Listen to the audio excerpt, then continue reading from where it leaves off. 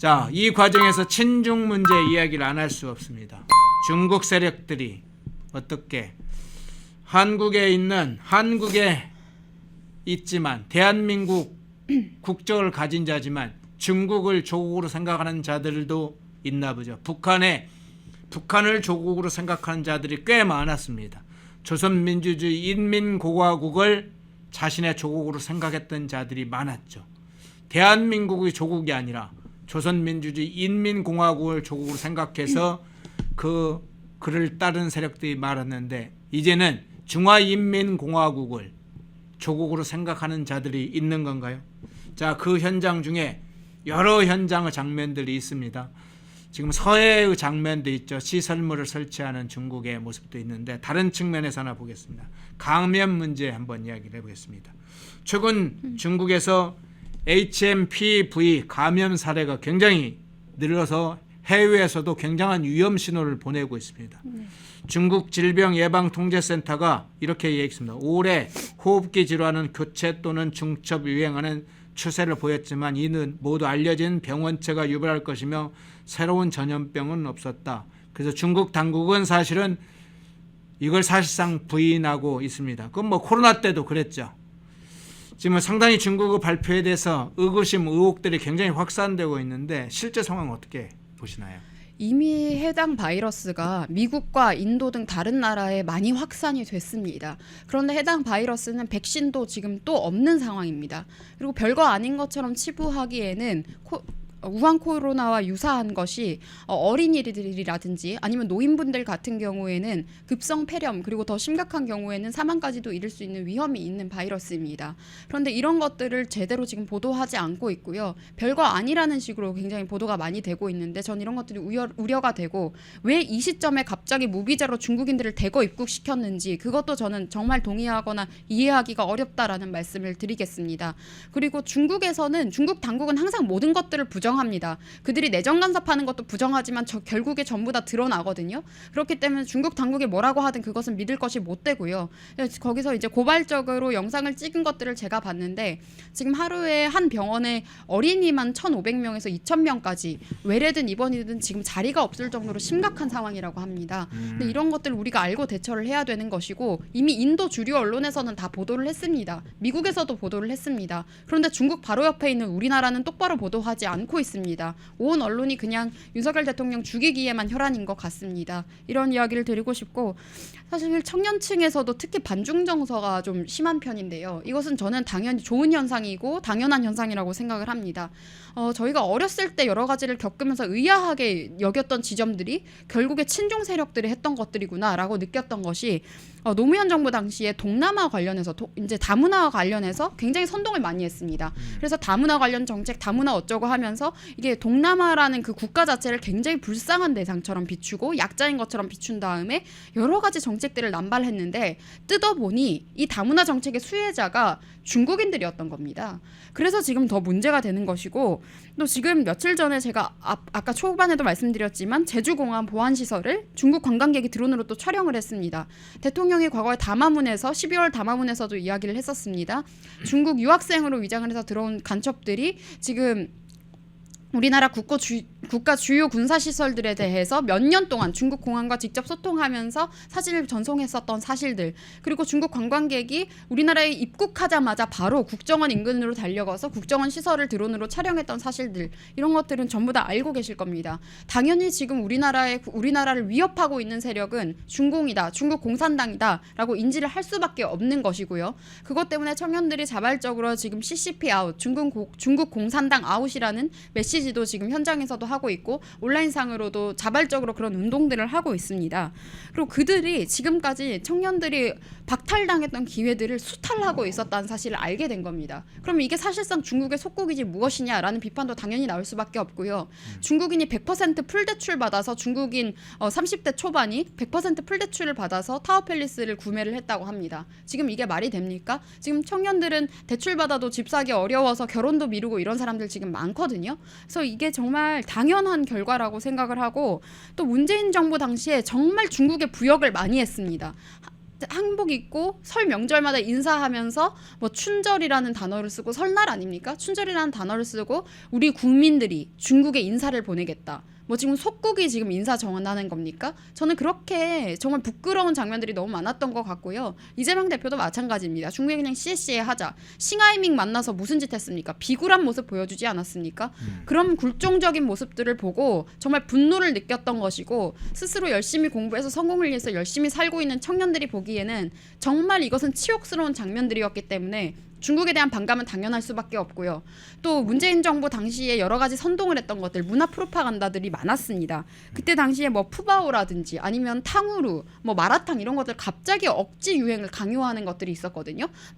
뭐 이제 틱톡 같은 매체를 통해서 이런 여러 가지 장면도 의아하게 생각했는데 알고 보니 이 사람들의 문화 프로파간다였구나를 최근에 인지를 하면서 더더욱 그 반발이 고조가 되고 있는 것이고 이런 현상은 또다시 좌파들은 혐오라고 하는데 혐오가 아니라 근거 있는 반발인 것입니다.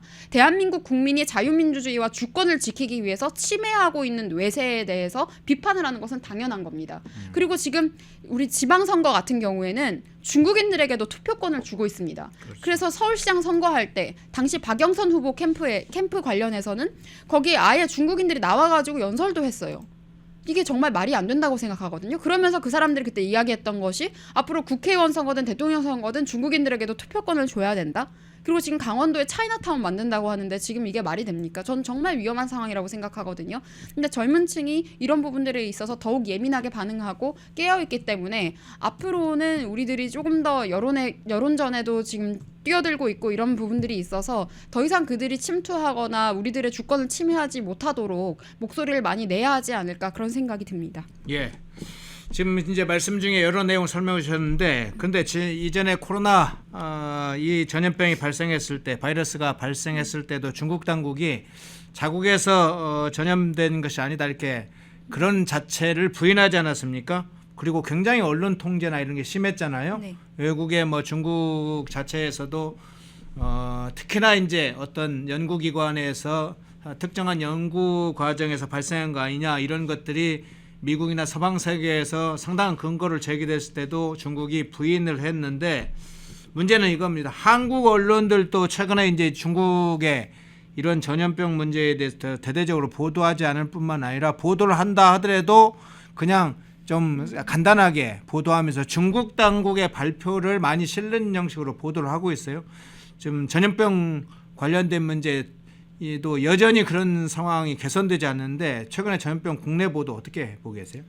중국 공산당 기관지라는 말을 듣고 싶지 않으면 그런 식으로 중국 당국의 말을 옹호하거나 그런 식으로 그런 태도를 보여서는 안 된다는 생각을 합니다. 국민들에게 정확하게 이 상황이 어떻게 문제가 되는 것이고 중국에서 발병된 것이고 또 이 바이러스가 어떤 증상이 있는 것인지 왜 조심해야 하는지 그리고 비판을 오히려 해야 되는 겁니다. 이 상황에 갑자기 중국인들을 대거 입국시킨 이유가 무엇인지 이런 것들에 대해서 지적을 하고 메시지를 내야 되는 것이 언론의 역할이라고 생각을 하는데 지금 그런 것들이 잘 이루어지고 있지 않아서 안타깝다라는 말씀을 드리고 싶고요.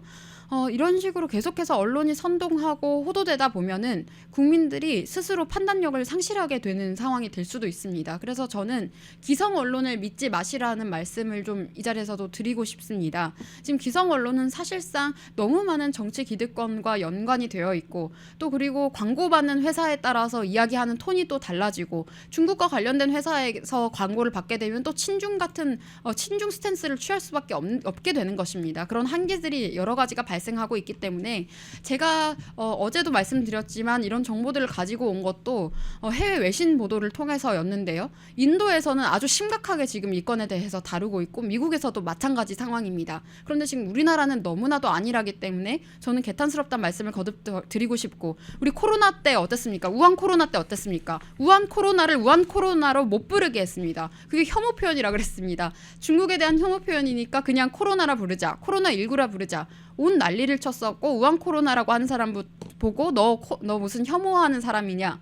그게 도대체 무슨 말입니까? 더 이상 그런 PC 세력에 대해서 더 이상 저희가 끌려다니면 안 되겠다라는 말씀도 드리고 지금 국제기구 많은 국제기구 다수의 국제기구 같은 경우에도 중국 자본에 잠식되어 있기 때문에 더 이상 저는 믿을 수 없다라는 판단을 하고 있습니다. 그렇기 때문에 지금 트럼프가 국제기구를 탈퇴한다거나 이런 선택을 지금 하고 있는 상황이거든요. 그래서 아예 국제기구가 그때도 나서서 우한 코로나라고 하지 말고 코로나19라고 하자라는 지침까지 줬었습니다.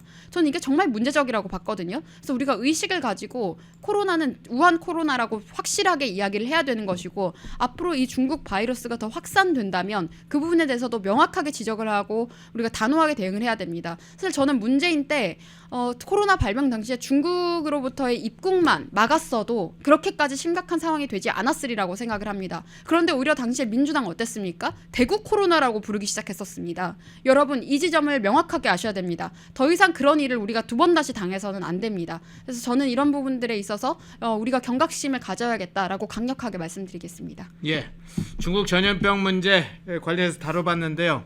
자, 이준석 문제도 한번 좀 다뤄봐야 되겠군요.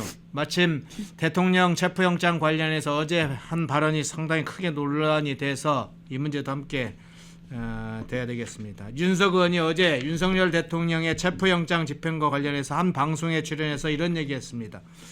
경찰이 보유한 대북 확성기 차량을 활용해 한남동 관저에서 투항하라, 자유가 그대를 기다린다와 같은 메시지를 방송하며 심리전을 펼치는 방법이 있다, 뭐 이런 식의 주장을 했는데, 대통령, 국가 원수에 대한 현직 대통령에 대해서 이런 방식으로 저주를 퍼붓는 것, 또 이준석이 이런 발언을 했는데 어떻게 들으셨어요? 저는 뭐 투항하라, 자유가 그대를 기다린다 이런 말은 북한을 향해서 해야 할 말이 아닐까라는 생각을 했습니다. 조롱하려는 의도였다고밖에 볼 수가 없는 것 같고요. 지금 대한민국을 향해서 뭐 남조선 괴뢰도당이니 뭐 괴뢰수괴니 이런 단어를 쓰고 있는 북한군의 관점과 닮아 있는 것 같아서 좀 우려가 됐다. 이런 언어는 북한이나 중공을 대상으로 해야지 왜 대통령을 향해서 이런 이야기들을 하느냐.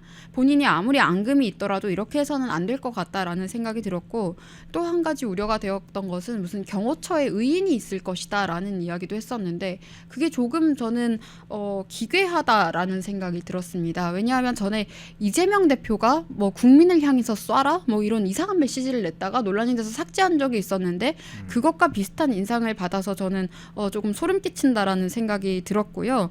지금 이준석 의원뿐만이 아니라 이제 대선 욕심이 있는 분들이 굉장히 조급해 보입니다. 뭐든지 재촉하고 싶은 그런 그림들을 보이고 있는데, 뭐 한동훈 전 대표도 이미 뭐 시작 2 모임 같은 것들을 만들었다라는 이야기들도 뭐 보도가 되고 공공연히 논하고 있기는 합니다만은, 저는 이 사람들이 모두 공수처의 이런 불법 행위에 대해서는 비판하지 않으면서 이미 팔다리 잘린 권력인 대통령을 향해서 돌 하나 더 던지는 것이 무슨 의미가 있다고 이렇게까지 하는 것인지 상식적으로 납득하기가 어렵고요. 또 국민들로부터 별로 지지도 받지 못하는 사람들이 이런 모습을 보여주고 있기 때문에 국민들이 공감도 하시지 못하는 것 같습니다. 예.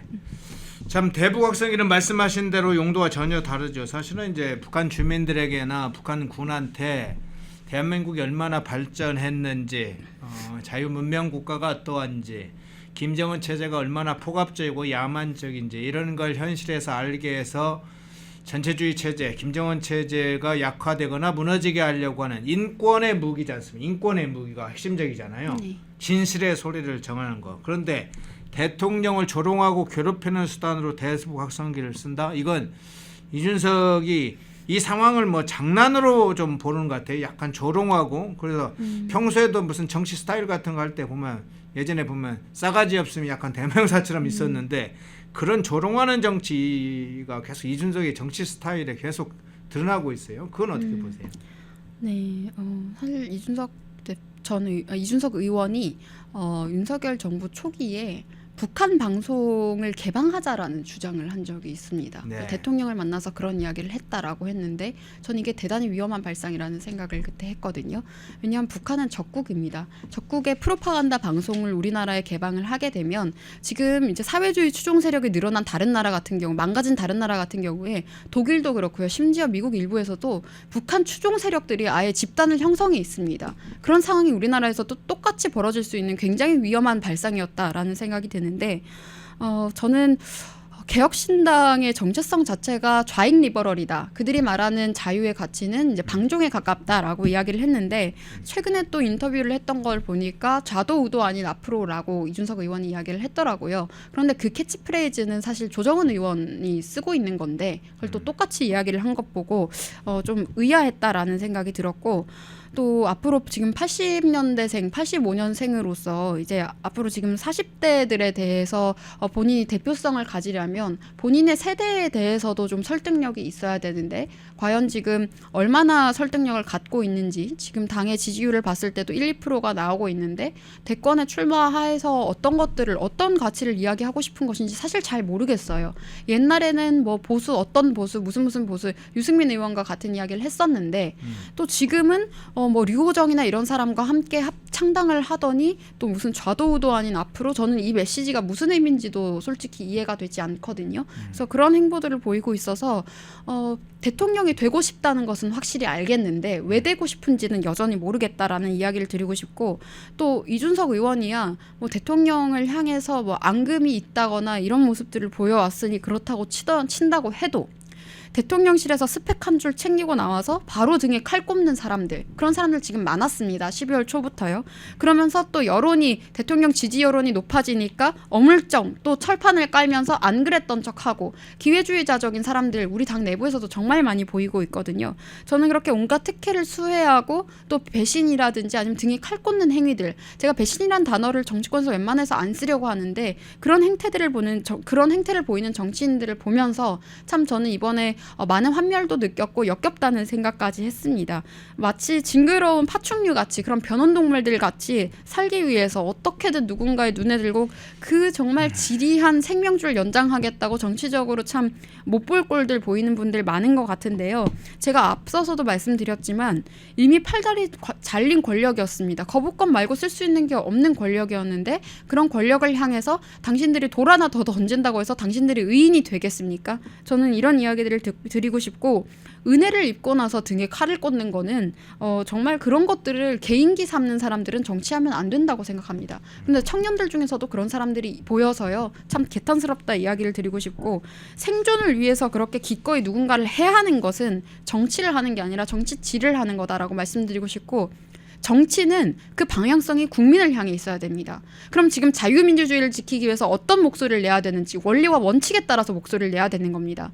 지금 제가 말씀드렸지만 나경원 의원이 뭐 친윤이라고 분류되는 분이었습니까? 아니었습니다. 그런데 지금 원리 원칙 때문에 대통령을 향한 이런 공수처의 불법 행위들이 부당한 것이라고 분명히 말씀드리는 것이고 헌재가 하는 여러 가지 모습들도 오히려 헌법을 유린하고 있다고 비판하는 것입니다. 이런 지점들을 명확히 해야 되는 것이고 저는 정치인들이 앞으로 본인들의 기득권 유지를 위해서 국민을 기만하는 행위는 더 이상 보이지 않았으면 좋겠다라고 말씀을 드리겠습니다. 예.